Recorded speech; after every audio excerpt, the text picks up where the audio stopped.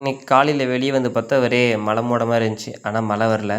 பசங்க என்ன பண்ணிட்டாங்கன்னு பார்த்தா எல்லாம் உள்ளே படுத்துட்டு இருந்தாங்க. ஃபுல்லாக வந்து எல்லாம் ஈரம் பண்ணிட்டாங்க. சரி பெருக்கி அள்ளிடலாம் அப்படின்ட்டு கிளம்பிட்டேன். கொஞ்சம் கொஞ்சம் பெருக்க ஆரம்பித்தேன். அம்மா என்ன பண்ணாங்க, கள்ளக்குச்சியெல்லாம் வந்து மழை வரும் அப்படின்ட்டு நேற்றே எல்லாம் அள்ளி கொட்டாய்க்குள்ளே போட்டிருந்தாங்க. பசங்கள்லாம் மெரிச்சு நாசுகதி பண்ணிட்டாங்க. அதெல்லாம் அள்ளி வெளியே போட்டுட்டு நல்லா பெருக்கி அள்ளி ஆட்டு எருக்குள்ளத்தையும் போய் செடிங்களுக்கு கொஞ்சம் கொஞ்சமாக ஆறாமல் போட ஆரம்பிச்சிட்டேன். மாட்டு எருவோட ஆட்டு எரு வந்து கொட்டும்போது ரிசல்ட் நல்லாயிருக்கு. செடி கொஞ்சம் கொஞ்சமாக நல்லா வளருது. அதனால தான் இருக்கிற செடிக்கெல்லாம் எல்லாத்துக்கும் எப்பயுமே கொஞ்சம் கொஞ்சமாக எல்லாத்துக்கும் கொஞ்சம் கொட்டிட்டு, சரி செடி வேறு நேற்று கொஞ்சம் வாங்கிட்டு வந்தேன். அது இந்த இடம் அப்படியே வச்சுட்டே இருந்தேன். ஒரு 3 செடி வாங்கிட்டு வந்தேன். வாட்டர் ஆப்பிள், கொய்யாக்காய், நெல்லிக்கன்று இதெல்லாம் வாங்கிட்டு வந்தேன். சரி அப்புறம் ஒவ்வொன்றா கொத்தி நட ஆரம்பிச்சிட்டேன். நட்டுட்டு தண்ணி விட்டு நல்லா பக்காவாக நட்டுட்டேன். பக்கம் வந்து கத்திகிட்டே இருந்தாங்க. என்னென்னா அவங்கள சாப்பாடு வைக்க மறந்துட்டேன். பசங்களுக்கு வேறு அவங்க வேறு கத்திகிட்டே இருந்தாங்க.